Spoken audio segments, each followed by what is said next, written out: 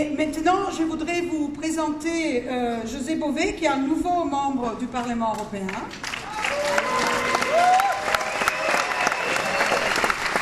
Membre du groupe des Verts au Parlement européen et donc un membre éminent de la famille des Verts globaux, parmi d'autres choses aussi. José, tu as la parole. Bonjour à toutes et à tous, j'espère que je ne vous dérange pas si je parle français, parce que je trouve qu'on entend beaucoup parler anglais et c'est important aussi de mettre la diversité aussi dans les conférences.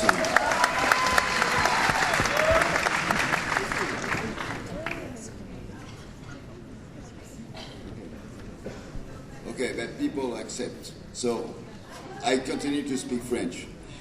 Je voulais vous dire que je suis très heureux qu'on fasse ce débat ce soir parce que hier on a vécu un grand moment. Ça a déjà été dit tout à l'heure, plus de 100 000 personnes dans les rues de Copenhague, venant de tous les pays, de toutes les catégories sociales et des jeunes en quantité importante. Je crois que ça a été un très grand mouvement et je n'ai pas vécu une telle marche, une telle force depuis 10 ans. Il y a 10 ans, on était à Seattle, presque jour pour jour, et on a vécu le même moment, c'est-à-dire qu'on a vécu l'impression de démarrer une nouvelle ère. Hier, j'ai eu l'impression qu'un nouveau moment historique était en train de naître.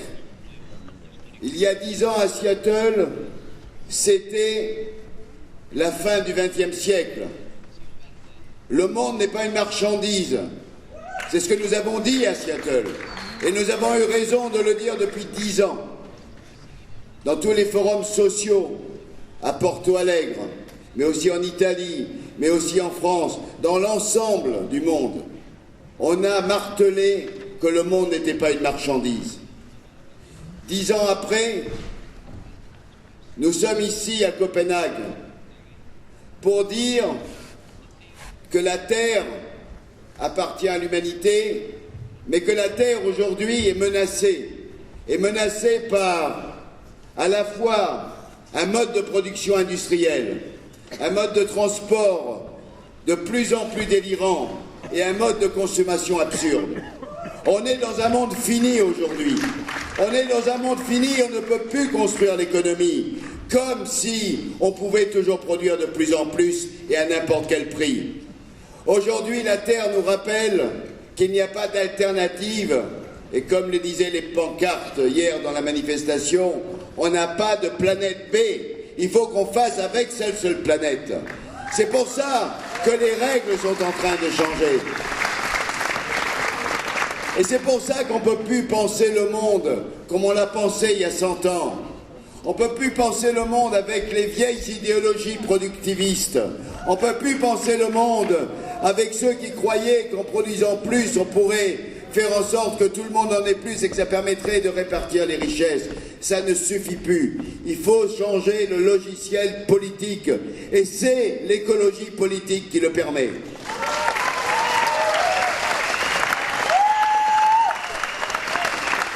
Alors,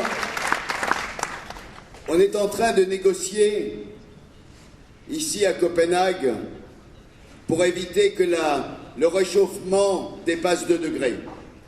Mais dans le même temps, on se rend compte que les pays industriels résistent à cette obligation qui leur est faite de limiter le réchauffement planétaire.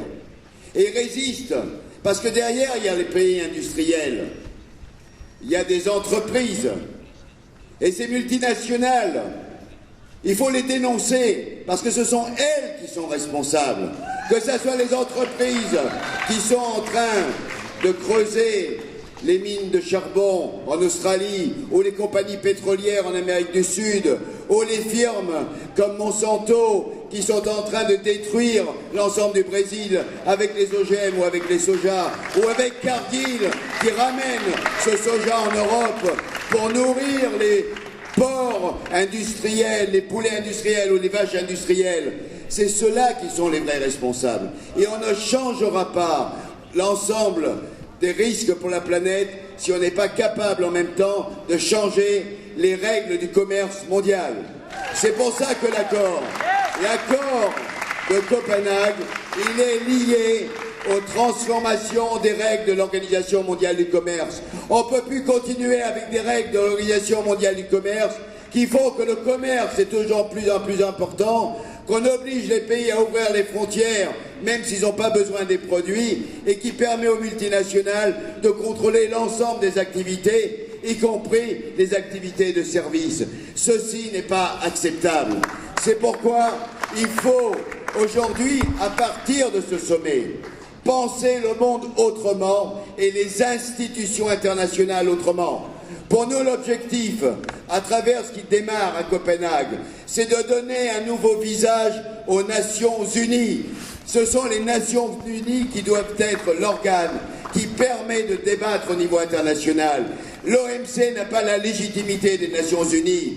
Il faut que les Nations Unies puissent faire en sorte que les droits fondamentaux soient respectés, qu'il y ait une norme des droits, les droits de l'homme, les droits à l'alimentation, les droits à l'environnement, les droits du travail sont plus importants que les droits des multinationales. Et ça, il va falloir, dans les semaines, dans les mois à venir, que notre campagne sur le climat lie de plus en plus la nécessité de porter le débat dans les institutions des Nations Unies. Il faut qu'on redonne une légitimité aux Nations Unies, mais pas cette vieille Nations Unies qui est issue de la fin de la Deuxième Guerre mondiale. Une nouvelle Nations Unies qui donne toute sa place à la majorité des pays dans le monde, c'est-à-dire aux pays du Sud. Il n'est pas normal que les Nations Unies soient contrôlées par quelques pays industrialisés et qui fassent en sorte que les pays du Sud n'ont aucun pouvoir.